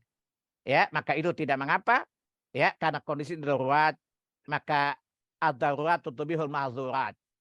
Kondisi terpaksa menyebabkan satu yang asalnya haram dibolehkan. Wallahu a'lam. Ya. Assalamualaikum Ustadz. Afwan izin bertanya di luar tema. Qadarullah mama mertua wafat kemarin siang. Suami langsung datang ke rumah mama mertua dan ikut mengantarkan ke tempat peristirahatan terakhir. Tapi saya dan anak-anak tidak diberitahu oleh suami. Suami baru memberitahu saya setelah pulang dari rumah mertua jam 10 tadi malam. Hal ini membuat saya kecewa karena selama ini saya persingkat sedikit ya Ustadz ya. Hal ini membuat saya kecewa karena selama ini hubungan saya baik dengan mama mertua. Jadi sebenarnya tidak ada masalah dengan mama mertua. Tapi pada saat mama mertua ini meninggal, suaminya tidak memberitahui ke istrinya sebagai menantu, ya. Iya betul Ustadz. Baik, tidak apa-apa, ini bukan satu dosa, ya. Ibu mengetahui belakangan, ya cukup dengan mendoakan beliau semoga Allah merahmati di kuburnya, Allah membebaskan dari azab dan semacamnya. Kecewa itu manusiawi kok. Tentu tanyakan pada suami apa pertimbangannya tidak memberitahu bahwa ibunya meninggal. Minta penjelasannya, jangan disalahkan dulu. Siapa tahu dia memiliki alasan yang syar'i dan logis. Wallahu a'lam. Ini hal-hal jangan sampai menjadi ganjelan dalam rumah tangga. Ya, ini hal-hal yang menurut saya tidak terlalu berat dalam syariat. Ya, jangan sampai dijadikan ganjelan yang menyebabkan konflik dalam rumah tangga. Tanyakan dulu suami, alasannya apa? Pertimbangkan alasannya. Dan saya kira ini bukan alasan untuk tidak dimaafkan. Wallahu a'lam. Ya. Baik. Lanjut ya Ustadz. Iya. Bismillah. Ustadz, kalau kita menutup aurat dan syar'i tapi goyang-goyang senam dengan musik bercampur bersama bapak-bapak karena di kompleks ada grup senam. Apakah itu boleh Ustadz? Jazakallah khair. Itu berpakaian tapi telanjang enggak tadi? Pertama goyang-goyang di hadapan manusia laki-laki. Kira-kira ini talbis iblis gak, Bu? Iya Ustadz. Saya tanya, Anda diam saja bapak-bapak bisa sange loh, horny loh. Gimana Anda goyang-goyang? Ini termasuk perbuatan mendekati zina tidak? Iya Ustadz. Ya, udah pakai musik lagi, haram gak itu? Ya, Kira-kira apa kata setan? Lanjutkan bersama kita bisa go to hell gitu loh. Jelas Bu? Jelas, Goyangan itu termasuk rangsangan bukan Bu? Iya Ustadz. Goyangan wanita itu bisa menimbulkan rangsangan tidak Bu? Cara psikologi seksual. Iya Ustadz. Sepanjang pengetahuan saya, kata Nabi lenggak-lenggok tadi termasuk tidak mencium bau surga bukan? Anda peragawati. Jalan lenggak-lenggok di catwalk. Itu termasuk lenggak-lenggok tadi diharamkan oleh Nabi bukan? Tidak mencium bau surga bukan? Gimana Anda poco-poco bayangkan saja Masya Allah. Ada orang Ambon poco-poco lagi coba lihat. Lebih berat mana Bu? Lenggak-lenggok atau poco-poco Bu? Mana yang membutuhkan banyak gerakan Bu? Yang banyak membutuhkan banyak gerakan. Lenggak-lenggok atau poco-poco Bu? Gak tahu poco-poco ya? Ibu bukan orang Ambon sih ya? Saya katakan poco-poco membutuhkan banyak gerakan dan gerakan lebih vulgar daripada lenggak-lenggok jadwal di atas jadwal tadi. Kalau yang tadi saya tidak mencium bau surga, apalagi goyang-goyang pantat kanan kiri, maaf, seluruh tubuhnya bergoyang di hadapan laki-laki, ini jelas mendekati zina. Paham? Ini termasuk anak laki-laki lihat lagi dan Allah katakan tunduk pandang bukan? Iya Ustaz. Kira-kira haramnya berlipat-lipat atau sedikit unsur keharaman pada acara itu Bu? Banyak sekali unsur keharaman yang terdapat pada acara tadi. Satu, musik. Kedua, ikhtilat campur baur. Ketiga, goyang-goyang. Masya Allah. Banyak sekali dosanya. Ya, bapak-bapak tidak menundukkan pandangan, ibu-ibu menundukkan pandangan, dan tidak menjaga kehormatan dirinya. Jelas? Yes. Baik, ada yang lain silakan. Ada. Assalamualaikum Ustadz, jika olahraga renang, khusus akhwat dengan baju renang dengan celana legging, kadang rambut tidak tertutup, bagaimanakah hukum aurat akhwat muslimah yang ditampakkan kepada wanita-wanita kafir? Syukran Ustadz, jazakumullah khair. Allah katakan di surah 24 surah 24 ayat 31 tadi, kecuali kepada wanita-wanita kalian. Para ulama mengatakan sesama muslimah yang rajin pendapat yang kuat, diharamkan wanita mukminah menampakkan auratnya di hadapan wanita kafirah, haram hukumnya. Jelas? Kalau tempat renang itu khusus spesial hanya untuk muslimah saja, maka sama muslimah tidak masalah. Selama tidak terlihat antara pusat dan lututnya, maka tidak mengapa. Tetapi dia pakai tidak berhijab di hadapan wanita kafirah, maka tidak boleh. Karena tadi dikatakan oleh Allah di Quran surah 24 ayat 31 tadi, ya, kecuali wanita-wanita kalian sesama muslim. Ya? Jelas? Saya Ustaz. Ya? Ini enggak di chat enggak ada lagi Ustaz. Mau dibuka dengan itu ya Ustaz, pertanyaan langsung dengan Ya, tulisan, silakan Ustaz. aja Bu E. Bu E itu Bu E siapa itu? Bu Emilia Khodri. Oh, silakan Bu Emilia. Silakan. Ya Ustaz. Assalamualaikum warahmatullahi wabarakatuh Ustaz. Waalaikumsalam warahmatullahi wabarakatuh. Ya, izin bertanya Ustaz. Di lingkungan RT kita Ustaz kan insya Allah bulan Agustus mau ngadain rihlah ke Bandung. Kemudian itu kan beragam agama Ustaz ya. Kemudian ditentukan dress code-nya itu misalnya si A berpakaian kerudungnya merah, blusnya hijau, roknya mungkin kuning gitu ya. Jadi setiap ibu-ibu itu berbeda Ustadz, biar maksudnya gini, biar di foto bagus gitu kan.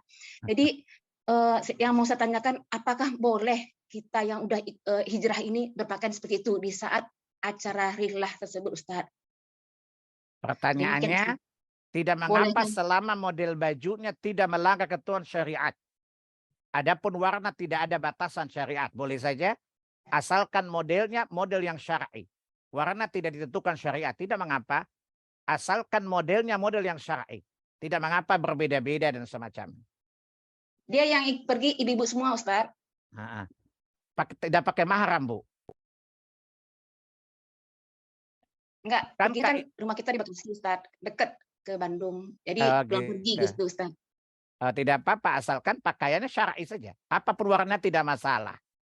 Ya, misalnya ibu dikasih tahu, ibu pakai kerudungnya gini. Ibu bilang, maaf saya tidak biasa dengan warna itu. Saya mau warna ini saja. Tidak mengapa. Asalkan bentuk dan tatanannya adalah syar'i tadi. Udah kita jelaskan. Jelas, Bu? Ya Ustaz. Tidak mengapa berbeda warna semacam. Asal bentuk dan kaifiat memenuhi syariat. Adapun warna tidak masalah. Tapi mungkin lebih baik kita nggak usah pergi kali Ustaz ya. Karena di bis itu kan ada karaokean juga, ada musik juga Ustaz. Iya, menjaga persatuan itu penting. Tapi menjaga agama penting nggak, Bu? Mana yang paling penting, Bu?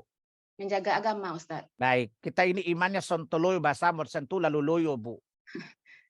Ya. Kan kata Nabi almaru ala dini khalili. Agama tergantung teman, bukan? Iya, Ustaz. Ketika ibu berkumpul dengan maksiat, lama-lama terbawa arus nggak, Bu? Iya. Hati kita itu kan suka condong kepada nafsu, itu condong kepada kejahatan, bukan?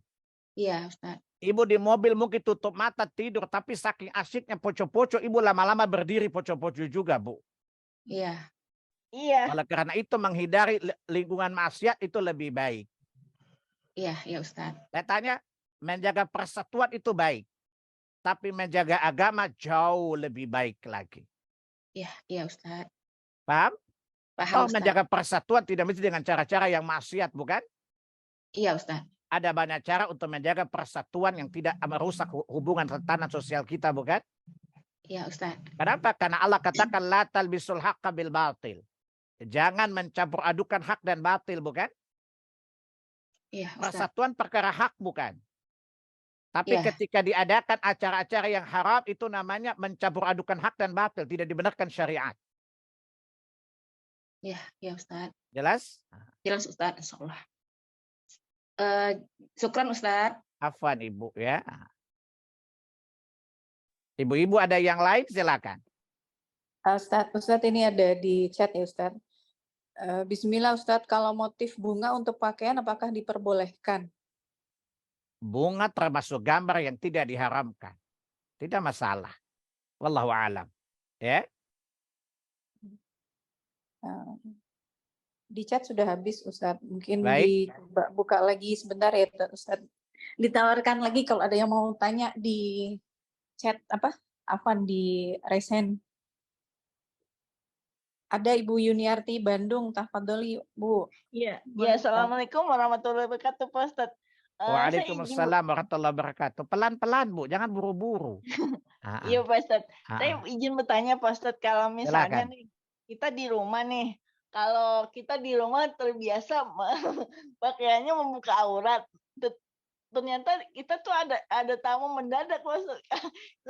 Saya mengalaminya, Pak Ustadz. Jadi kalau misalkan kita terburu-buru ya, Pak Ustadz, kita tuh suka lupa memakai hijab syar'i ya, Pak Ustadz. Pakaian syar'i termasuk kerudung gitu, Pak Ustadz. Itu bagaimana, Pak Ustadz, hukumannya jadi kalau Iya, dosa, Bu. Makanya Ibu bahwa ketika Ibu tidak ada orang atau depan suami dan anak-anak membuka hijab tidak masalah. Itu halal buat mereka. Tetapi ketika Ibu harus biasakan untuk instingnya tajam, Bu. Ketika ada tamu datang, ibu tanamkan di diri ibu, ini bukan mahram, tidak halal dia melihat tubuhku, melihat auratku. Dan jangan terburu-buru, Bu. Ya, katakan kepadanya, tunggu Pak. Tunggu Pak, itu satu. Kemudian ibu masuk dan membenahi diri ibu sesuai tuntunan syariat, barulah keluar. Itu satu. Yang kedua, kalau yang datang itu laki-laki, di mana tidak ada suami ibu atau anak ibu mahram, maka tolak saja, Bu. Jelas? Ada orang protes sama saya. Saya pernah pergi ke satu rumah. Sampai di rumah itu, ibu itu tidak punya keluar, tidak punya suami, tidak ada suami dan anak laki-laki di rumah. Kita salam, assalamualaikum Bu. Waalaikumsalam. Bu, kita mau bertamu Bu. Kata ibu itu, maaf, di rumah tidak ada orang kecuali saya saja. Saya bilang kita balik karena dia tidak mengizinkan kita masuk rumahnya. Kata teman saya, nggak tahu diri itu orang, nggak tahu etika, kita kan tamu. Kamu kan belum masuk ke rumahnya. Orang tamu itu kalau sudah dalam rumah baru tamu. Kamu kan baru minta izin. Bukankah Allah katakan di surah 24 ya? Ayat 27, 28, 29, 30, kalau masuk rumah orang adalah izin. Kalau diizinkan masuk. Kalau tidak diizinkan keluar, tidak boleh masuk. Jadi kamu belum tamu, saya bilang, karena belum diizinkan. Dan kalau dikatakan kembali, kembalilah di Quran surah 24 ayat 27, 28, 29, 30. Kenapa kamu mengatakan Anda tamu, Anda kan belum diizinkan? Ya, nah, ini contoh kadang-kadang orang Indonesia tidak menjadikan syariah sebagai ukuran. Nggak tahu etika banget tuh orang. Orang salam dijawab. Tapi pas mau bertamu nggak boleh. Kan kata Allah apa? Ya, minta izin. Kalau diizinkan masuk. Kalau tidak diizinkan tidak boleh. Ya. Idza qila lakum farji'u irji'u. Kalau dikatakan kepada balik maka baliklah. Ya. Itu suci bagimu. Ayat 28 itu. Ya. Kalau dikatakan kepadamu kembali, tidak boleh Anda memaksa orang untuk menerima Anda di bertamu. Jelas Bu Yuni? Jadi kalau di rumah ibu itu tidak ada laki-laki bersama ibu, maka kalau tamunya laki-laki jangan terima, Bu. Nanti kata orang Sunda kunaon, aduh si eta teh kumaha tidak tahu aturan, atunya jawab nuhun. Jelas, Bu? Iya jelas Ustaz, jazakallah Ustaz atas jawabannya. Assalamualaikum warahmatullahi wabarakatuh. Waalaikumsalam warahmatullahi wabarakatuh. Masih ada lagi Bu Inka? Ada Ustaz, di chat menyambung tadi ada pembicaraan masalah musik ya Ustaz. Acara yang ada musik tadi Ustaz katakan menjaga agama lebih baik. Maksudnya lebih baik atau wajib Ustaz? Ya maksudnya dua pilihan yang baik dan terbaik kan. Kalau ada menjaga persatuan itu baik bukan? Baik Ustaz. Menjaga persatuan hukumnya wajib juga kan? Iya Ustaz. Tapi menjaga agama lebih wajib lagi bukan? Iya Ustaz. Maksud saya bukan soal wajib atau tidak wajib, tapi baik atau tidak baik. Kan kita baik sih, gak masalah katanya. Maka saya pakai ukuran baik dan tidak baik. Jelas? Tentu menjaga agama lebih wajib daripada menjaga persatuan. Saya kasih contoh gini, ibu-ibu, bersatu tapi ke neraka mau nggak Bu? Enggak Ustaz. Ya, terpaksa sendirian tapi ke surga mau nggak Bu? Mau Ustaz. Nah, begitu hukum akalnya, logika syariahnya. Jelas? Atau saya suka beri contoh gini Bu. Ibu-ibu bersama-sama satu rombongan di depan neraka. Kira-kira semuanya masuk. Ibu pengen masuk nggak Bu? Enggak Ustaz. Fitrah kan? Ya. Atau ibu-ibu sama-sama di depan surga. 89 semuanya balik tidak mau masuk. Ibu pengen malah 89 atau sendirian masuk Bu? Sendirian Ustaz. Nah itu logika syariahnya. Fitrah bukan? Iya Ustaz.